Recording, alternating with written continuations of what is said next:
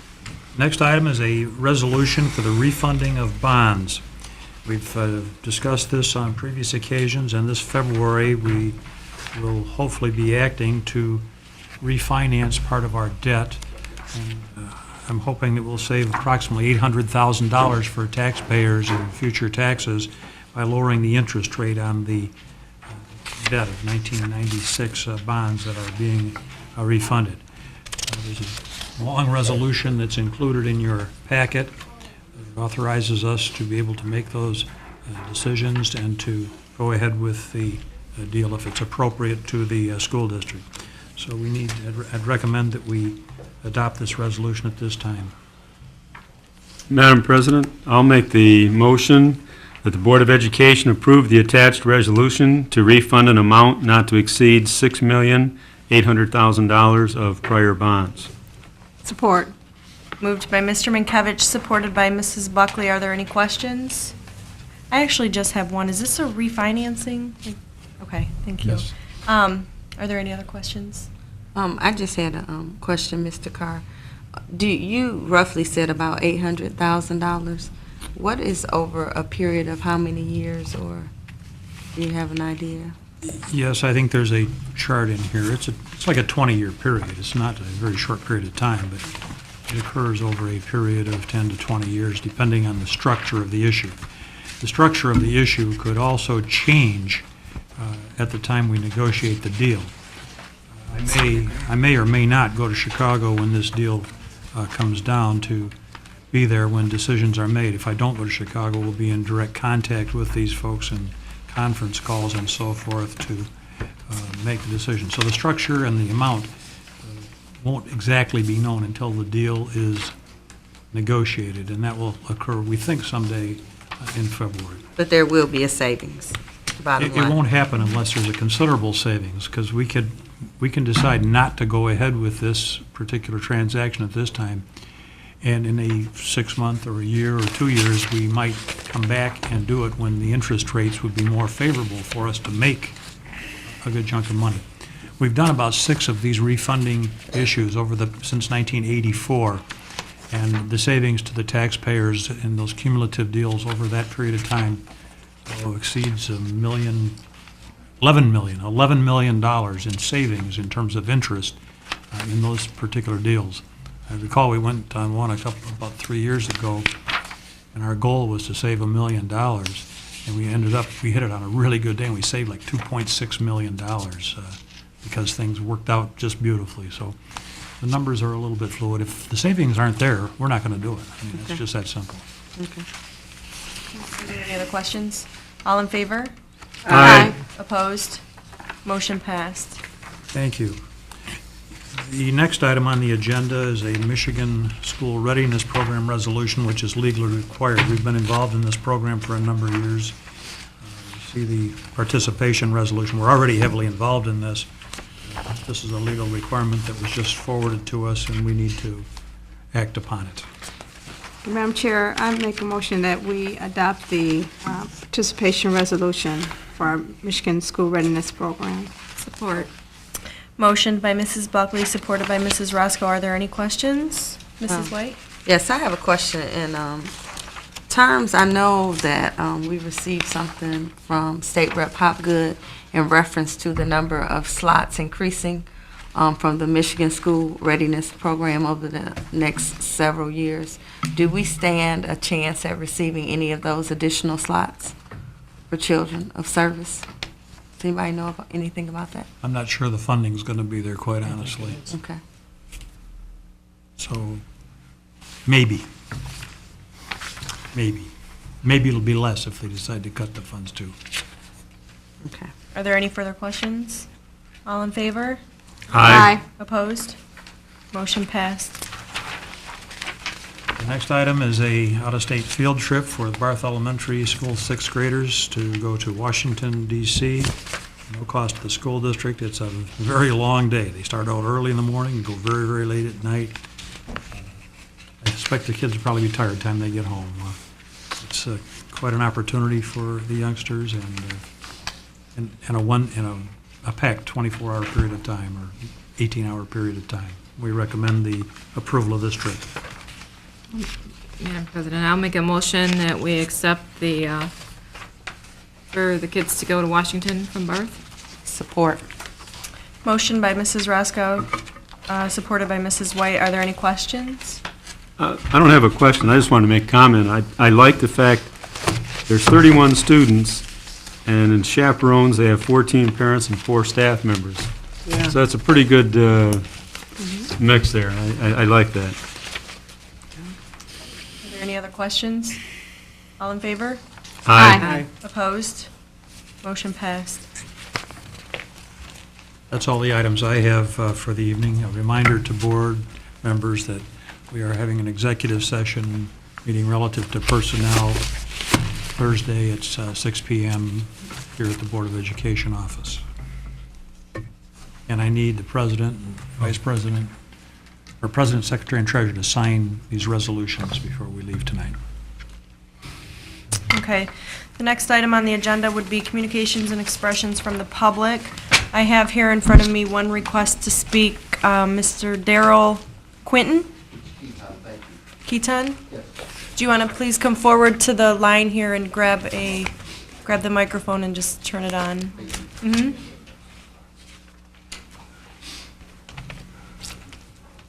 Should be on. Just try it. My eyes just don't see very well. First of all, I'd like to thank the board for hearing me tonight. I apologize for being late. We had a function and I just couldn't get here on time. I come here really in haste because I just came back from my child's second grade parent-teacher conference. And I'm really concerned about the level of education that my child is expected to perform at without having the proper foundation to perform at that level. There are several things that are going on that I simply have asked the teacher today, will my son get there? And she says emphatically no. She's concerned that we're setting our kids up for failure, and I see it the exact same way. How can my son, at 7 years old, be expected to fraction, algebra, things of this nature, without having the proper foundation to go at that level? I went to the conference today expecting to hear my son doing really well, because I've worked really hard with my son in several areas. His spelling, his reading, certainly there's always room for improvement. However, each one of his grades were below level, and I was ashamed. And I don't know who I'm ashamed at. I feel like the standards that we're asking our kids to perform at are unreachable. In this day and age, I don't know too many people that can count by fours up to X number. I tried to do it myself. I got up to 32 before I made a stupid mistake. Not only that, what's the purpose of counting by fours to what, I mean, where are we going with that? I just don't understand. It also refers to metrics, being able to measure things in centimeters, meters, metrics, so on and so forth. And not being in a metric system, obviously I understand the importance of metrics. But to require a child at the age of 7 to do this, when he hasn't had the proper learning, he can't tell time very well. My concern is that we're setting our kids up for failure. And quite frankly, the teacher shared the exact same thing with me. And I have 5 kids now in the Romulus school district. I have them from the 8th grade down to the 1st grade, or 2nd grade. And every day I'm dealing with different levels of homework. And my daughter, who was in the 2nd grade last year, is now in the 3rd grade, and she shined last year. This year, she's struggling because it appears there's a gap where the curriculum has changed and we've not taught them that gap is missing somewhere. There are no resources, the teacher tells me, for my son. She has 33 students in her class, and she has 1 day a week, half hour a day split between a first and a second grade class for somebody to come in and help her. And she can't tell me how my son is going to get any help. Secondly, my second, and apologies, I've never directed or never talked to a forum like this, okay? My second issue has to deal with suggestive materials that are being found in the schools. And if I'm going too far, stop me now if you want to address my first. I would like to just ask you one question. Yes, Have you made an appointment with the school principal and sat down and discussed your concerns with the school principal? I was asked, no, I have not. Okay. There's a chain of command that we would like for everybody to follow, and that would be our first suggestion, is to call the principal, make an appointment with the principal, discuss everything that you're advising us with the school principal. Okay. If you're not happy after that point, if you want to just either come back or give Mr. Dolan, we can give you Tom Dolan. He is our curriculum director. Okay. We do make sure that every year that there's a curriculum and that's followed. Okay. So they'll be more than happy to hear your concerns, the principal. And if you don't feel satisfied after speaking with her, you can definitely contact Mr. Dolan. He would be Okay. more than happy to help you. Just quickly, Ms. Freya, I was asked by the teacher to come to the meeting tonight. Okay. So I apologize for having bypassed the chain of command. No need to And apologize at all. No need to apologize Okay, at all. my second issue, however, I have spoke to people, Okay. and I'm still not satisfied. I have a special education stepson who is currently in the 8th grade attending Romulus Community High. Just the other day, going through his backpack, asking about his homework, he's telling me he's never had homework, which I know it's not true. I found some suggestive material in his backpack. A CD that is not allowed in my home found its way in my home. This is the second time that I've had this same dealing in the schools with this type of music. Last year at the middle school level, it was said that these children were allowed to listen to these music and this type of music, 50 Cent, Snoop Dogg, the whole bit, while a teacher was in the school store allowing this to happen. You know, it's hard enough for us parents. And I asked, and they assured us that won't happen again. Just the other day, it happened again. I contacted Doug Hoffman, the principal at the community high school. And he helped me research a little problem, but he couldn't answer yes or no, is it or is it not allowed? He refers to the student code of conduct under those circumstances, but it seems to me that this is a cut and dry situation. A, it's either allowed or it's not allowed. Which one is it? Nobody can answer me. You're asking a question relative to something that's very difficult to control because there are huge varieties in all kinds of music. Yes. And there are also a lot of varieties in the way music can be played. Kids have got these iPods and iPods with speakers and iPods with plug-in things in their ears. So it's getting so you can get music on the cell phones nowadays. The technology is way ahead of you and me. Yes. In terms of this, and I think we're grappling with a very difficult problem, and I think we don't really understand totally the scope of it yet and the way that it can be dealt with. Because if you say it's okay during your lunch hour to play your iPod in your ears, we have no control.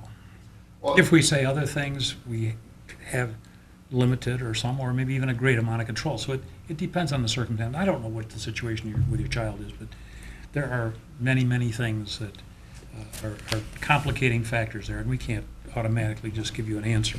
Okay. Things that are not appropriate are not acceptable, but what is appropriate? There's a definition problem there Well, as well. let me refer to derogatory cussing.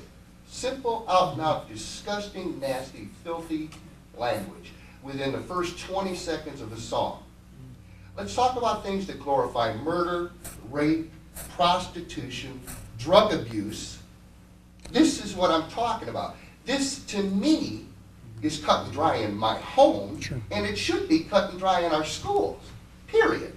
Well, let me respond. I mean, Yes, sir. just in relationship to the expectations of behavior and the code of conduct at the high, you're talking about the high school, I assume? Yes, sir. I mean, it's pretty clear you cannot wear any derogatory clothes, anything that promotes anything that's the antithesis or the expectation that is not positive.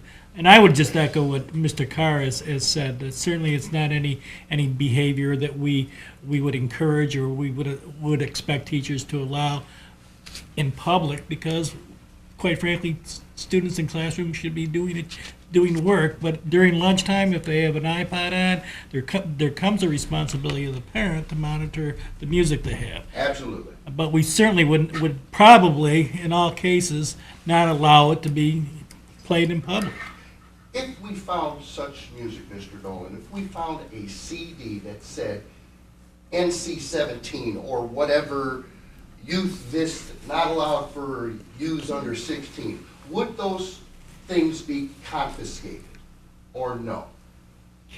They would probably, as a former high school principal, they would probably be confiscated if they were found and they were identified as a distraction and given to the parent.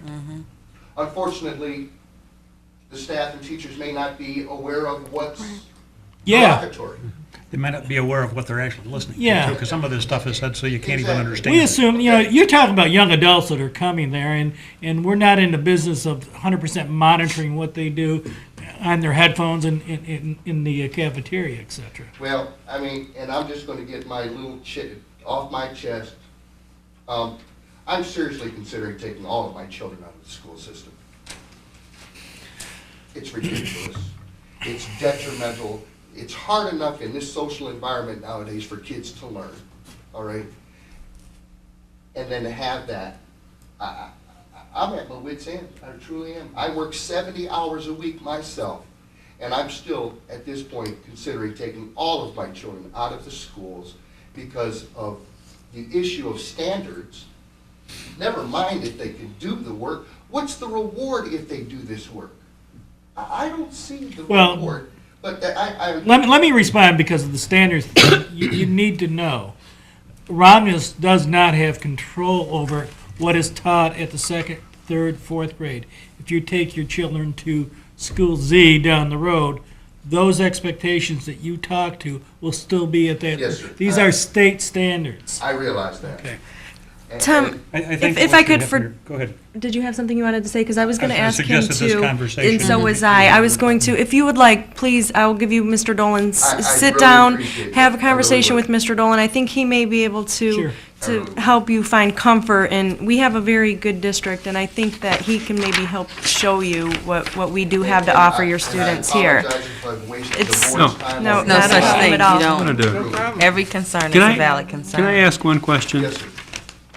Where did your son say he got the music? Did he say he got it in the school, Yes. from the school store, No, or? no. Oh, okay. No. No, I just wanted to make sure that it wasn't something that we were responsible for Well, as but- far as selling it or something like that. The That was all. biggest concern I have as far as tying that into allowing was the fact that my son said a teacher was in the school store at school store hours allowing the children to listen to this very music. Okay, well, that's the kind of thing I want to know. I just wanted to make, get it clear as to what it was. That happened Okay, last year, and I made my issue with the school, and they said they would see to it. okay. But I'd like to thank you for your time. Thank you. Thank you. Thank you. Thank Thank you you. for bringing it to our attention. Thank you. Okay, the next item on the agenda would be the items of interest from the superintendent. A long list. Long, I don't think I'll have any comments today. I think it'll be self-explanatory. Thank you, Joel. The next item on the agenda is questions or concerns of board members. Mrs. Lanassi. This isn't a concern. I just want to state, I'm real proud to announce that a month ago, Simone Martin from Romulus Elementary Schools, and it was in our Detroit newspaper, was chosen for Student of the Month. This young lady, she's 11 years old, she's in the 6th grade. Ever since she has started receiving letter grades, she has received all A's. Now, isn't that amazing? That is. I'm so proud of her, and I want to congratulate her family. Simone Martin, Romulus Elementary Schools.